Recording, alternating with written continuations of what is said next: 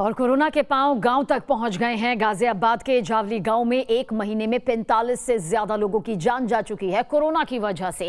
हालांकि इनकी मौत कोरोना की वजह से हुई है या फिर इसके पीछे की वजह कुछ और है, ये अभी तक साफ नहीं है, लेकिन गांव वाले डरे सहमे हुए हैं। देखिए ग्राउंड रिपोर्ट।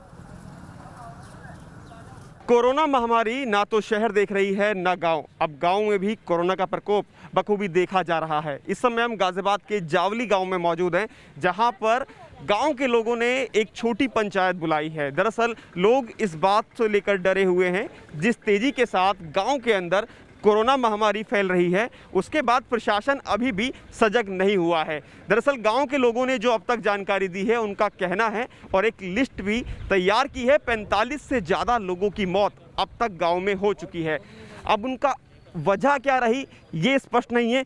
हो सकता है कोरोना संक्रमण की वजह से ही लोगों की मौत हुई हो या कोई अन्य कारण भी रहा हो। तमाम मौजूदा लोग जो गांव के हैं वो यहाँ मौजूद हैं। गांव के पूर्व प्रधान हो या गांव के वर्तमान प्रधान हो, वो भी यहाँ पर हैं और एक लिस्ट जो हाथ में ली हुई है, सबसे पहले मैं वो दिखाना चाहूँगा। सर, आपसे चाहूँगा कि वो लिस्ट आप दिखाएँ और एक बार कैमरे पर आप देख भी सकते हैं। ये पूरी लिस्ट तैयार की है।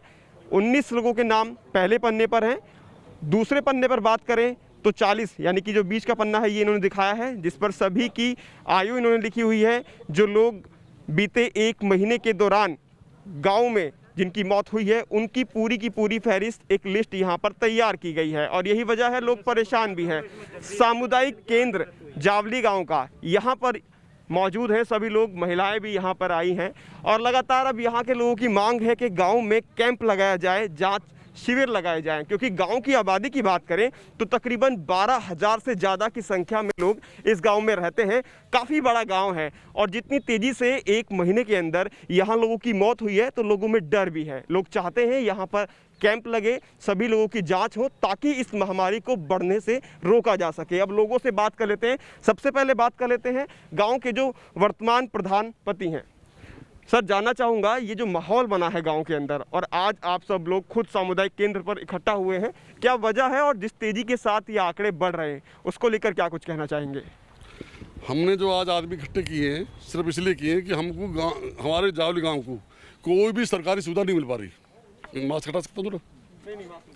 सरकारी सुविधा नहीं मिल पा रही। ना ही हमारे इतना बड़ा गाँव होने के बावजूद हमारे गाँव में ना ही तो कोई वैक्सीन सेंटर लगा, जिसमें कि और गाँव में आ चुके हैं। हमने यही इसी चीज़ की एप्लीकेशन मुख्यमंत्री साहब को, सीएमओ और मजिस्ट्रेट साहब को दी है, डीएम साहब को। उसके बावजूद भी हमारे यहाँ अब तक ना तो वैक्सीन सेंटर खुला है और ना ही गांव में कोई साफ सफाई। अपनी जेब से हमने ये सैनिटाइजर कराया, अपनी जेब से सफाई करा रहे हैं। हमको कोई भी सरकारी फैसिलिटी नहीं मिल रही अभी तक भी, कुछ भी। कोई सरकारी व्यवस्था गांव में नहीं देखी जा रही है, ऐसा इनका कहना है। जो एडवोकेट है वो भी यहाँ पर है, जिन्होंने अभी लिस्ट दिखाई, उनसे बात कर लेते हैं और जानते हैं जो ये लिस्ट बनाई है किस तर्ज पर बनाई गई है और कहाँ जाकर ये लिस्ट कैसे तैयार की गई है, थोड़ा इस बारे में भी जान लेते हैं। सर, आप बता दीजिए, जो लिस्ट आप दिखा रहे हैं किस तरह से लिस्ट तैयार की गई है, कैसे इसमें? मैं आपको बताना चाहूँगा, हमने इसमें शासन प्रशासन से अनेक बार इसमें लिखित शिकायत भेजी, लेकिन हमारी शिकायत पर कोई सुनवाई नहीं हुई। और कोरोना से बेहाल राजस्थान के गांव में हालात कैसे हैं, इस तरफ भी रुख करते हैं। ये जानने के लिए न्यूज नेशन की टीम पहुंची जयपुर के पास दहमी खुर्द गांव में। देखिए वहां पर क्या कुछ हालात मौजूदा वक्त में बने हुए हैं। गांव में कोरोना का कहर किस तरह बरप रहा है, मौत का आंकड़ा किस तरह तेजी से बढ़ रहा है, घर घर मातम पस रहा है। यूके स्ट्रेन की पुष्टि होने के बाद तो और भयावह हालात बन जाएंगे।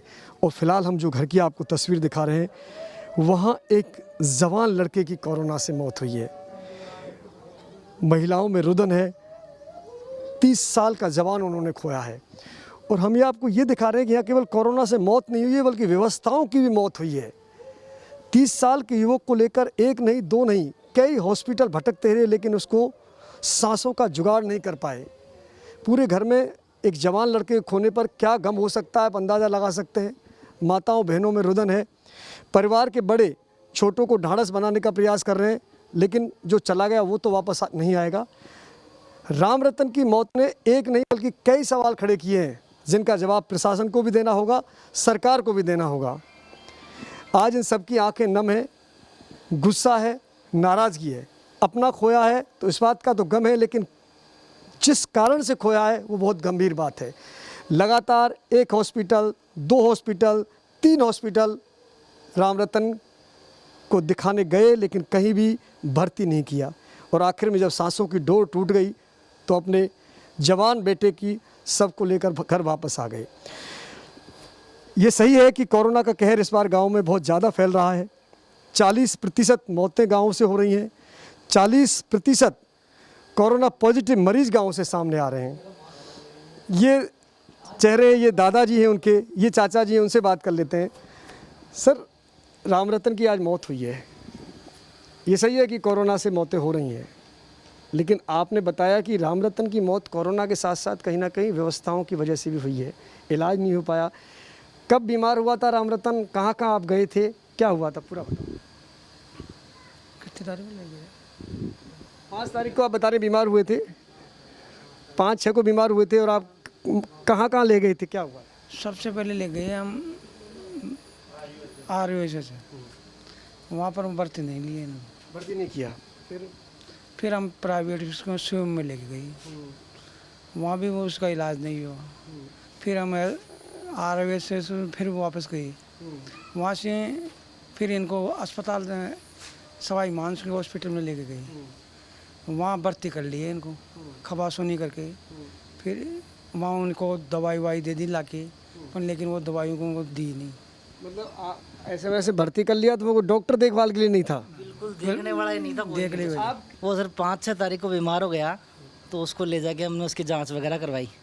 फिर हम प्राइवेट हॉस्पिटलों में दर जब सब जगह घूमे, कम से कम भी 30-40 हॉस्पिटलों में सब जगह 2-2, 3-3 दफ़ा गए एक हॉस्पिटल में, हमें कहीं भी रिस्पॉन्स नहीं मिला, ना कहीं भर्ती नहीं करे, ये बोल दिया कि जगह नहीं है।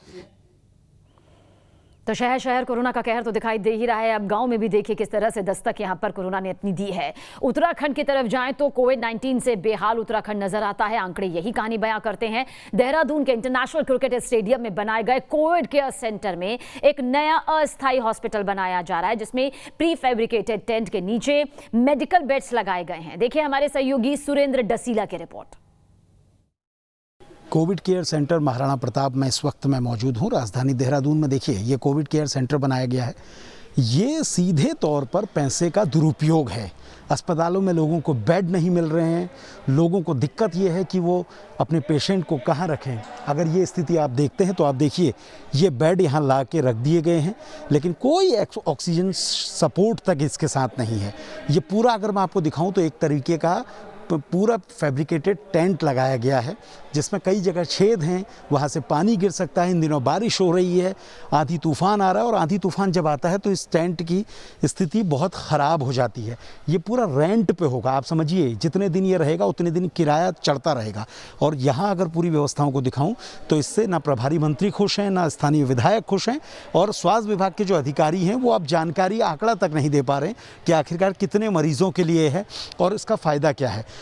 ऑक्सीजन सिलेंडर की पूरे देश में कमी है, और ऐसे में इतना बड़ा अगर आप एक अस्थाई अस्पताल बनाते हैं, उसमें आप ऑक्सीजन सप्लाई कहाँ से देंगे? सेंट्रल ऑक्सीजन की कोई व्यवस्था आपके पास नहीं है। पाइपलाइन के ज़रिए आपको ऑक्सीजन सिलेंडर लाने होंगे, सिलेंडर आप कहाँ से लाएंगे? और सबसे बड़ी दिक्कत ये है अस्पतालों में बेड नहीं है, और यहाँ इस तरह से जो हाइड्रोलिक बेड हैं, जो अस्पताल के बेड, मेडिकल बेड होते हैं, वो धूल खा रहे हैं। इस तरह से देखिए आप, ये सब बेड अगर आप देखेंगे तो इसी तरह से पड़े हैं। और इस पूरे सेंटर को बनाने का क्या इसके पीछे कल्पना है, इसके पीछे सोच क्या है, ये ना मंत्री समझ पा रहे हैं, ना विधायक समझ पा रहे हैं। कुल मिलाकर ये सारी चीज़ें ऐसी हैं कि इस वक्त जब सबसे ज़्यादा पैनिक पूरे प्रदेश में फैल रहा है, उस वक्त अगर धन की बर्बादी आपको देखनी है तो राजधानी देहरादून में देखिए, क्योंकि कहीं ना अधिकारियों के पास आंकड़े हैं। जनता जब चाह रही है कि वो CCC में एडमिट हो जाए तो अधिकारी कह रहे हैं यहाँ बेड फुल हो चुके हैं, लेकिन आज अधिकारियों ने असलियत बताई है कि करीब 70 से ज़्यादा बेड उनके रोज़ाना खाली रहते हैं। अब ऐसे में गलती किसकी है? मुख्यमंत्री को सख्त एक्शन लेना होगा, क्योंकि प्रदेश के स्वास्थ्य मंत्री वही हैं, और ऐसे अगर हालात होंगे तो आप समझिए कि उत्तराखंड में कोविड मरीजों का इलाज कैसे हो रहा है। वीडियो जर्नलिस्ट सोनी कुमार के साथ सुरेंद्र डसीला, न्यूज़ नेशन, देहरादून। और अब आपको एक अच्छी खबर दिखाते हैं यूपी के बिजनौर से, जहां से एक अच्छी खबर सामने आई। यहां बीमार पुलिस कर्मियों के इलाज के लिए पुलिस विभाग के सर्कल ऑफिसर ने देखिए किस तरह से कमान संभाल ली है। पंचायत चुनाव ड्यूटी के दौरान बिजनौर में पुलिस विभाग के कई अधिकारी और कर्मचारी कोरोना पॉजिटिव पाए गए, कोरोना संक्रमण की चपेट में आ गए। बिजनौर में तैनात प्रशिक्षणाधीन क्षेत्राधिकारी गणेश कुमार गुप्ता खुद MBBS डॉक्टर हैं और इन दिनों वो वर्दी में डॉक्टर की भूमिका बखूबी निभा रहे हैं। पुलिस कर्मियों का इलाज कर रहे हैं, उन्हें सही ट्रीटमेंट के जरिए ठीक करने की कोशिश में लगे हुए हैं। बिजनौर में त्रिस्तरीय पंचायत चुनाव के बाद दरअसल 140 पुलिसकर्मी कोरोना संक्रमित हुए हैं। इन्हें पुलिस लाइन के वार्ड में रखा गया है, आइसोलेशन में, जहां CO गणेश कुमार गुप्ता उनका इलाज कुछ इस तरह से करते नजर आए। सर, किस बैच में आपने ये जो है MBBS किया था?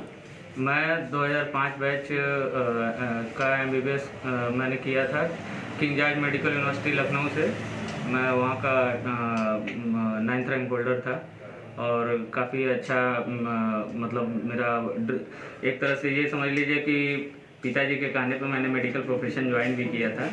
हर जगह अच्छा मेरा वो रहा था और मैंने वहाँ पे ये मेरा सौभाग्य था कि वैसे प्रेस्टिजियस इंस्टीट्यूट से मैं पढ़ा। उसके बाद मैंने दिल्ली गवर्नमेंट में जॉब किया लगभग 1.5 साल के आसपास। दिल्ली गवर्नमेंट में बाबू जगजीवन राम हॉस्पिटल में इमरजेंसी में मैंने काफ़ी मतलब अच्छा अनुभव रहा मेरा। बहुत सारी बड़ी बड़ी इमरजेंसीज वहाँ पे आती थी, तो इमरजेंसी में काम करने के बाद जो है मेडिकल प्रोफेशन में जो कॉन्फिडेंस है वो बहुत ज़्यादा बढ़ गया। उसके बाद जो है फिर मैं यूपी गवर्नमेंट में मैंने पब्लिक सर्विस कमीशन के द्वारा ज्वाइन किया था 2012 में, और 2012 से 2018 तक मैंने लगातार वहाँ पे अपनी सेवाएं दी है। कुछ और जरूरी खबरों के साथ फौरन हाजिर होंगे। एक छोटा सा ब्रेक, लेकिन ब्रेक के बाद बात देश की बहस की करेंगे, जिसमें आप चुनते हैं बहस का मुद्दा। तो ब्रेक में जाने से पहले आपको बता देते हैं कि आज की बहस के विकल्प क्या हैं। बंगाल में मुख्यमंत्री बनाम गवर्नर आखिर क्यों? कोरोना की वैक्सीन पर राजनीति चरम पर कैसे? इसके अलावा तीसरा मुद्दा, चीन की करतूतों से कैसे दुनिया परेशान। तीनों ही मुद्दे में से आप कौन से मुद्दे पर आज देश की बहस चाहते हैं, इस पर जरूर अपनी पोलिंग करें, मत दें।